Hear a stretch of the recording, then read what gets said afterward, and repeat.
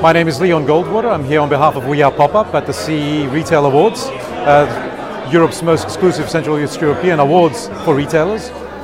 We've been nominated as one of the runners-up for the most innovative retail property service providers. Basically what we do is we help brands enter new markets through short-term flexible retail. Recently we've launched a new company called FOMO Store, which is basically like a physical lifestyle magazine, or could be also considered like the WeWork of retail, which makes it easy for brands to enter the market. So whereas We Are Pop-Up, we've got over 40,000 brands which we're giving them the tools to be able to come in this case to Poland, to test the market with a very simple way of working without having their own team on the ground. So we provide retail as a service. So for us, Poland is a very important market.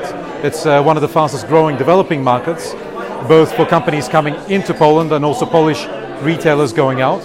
It looks like a very promising year coming forward, and I look forward to making some big announcements for the locations which we're going to be entering as well.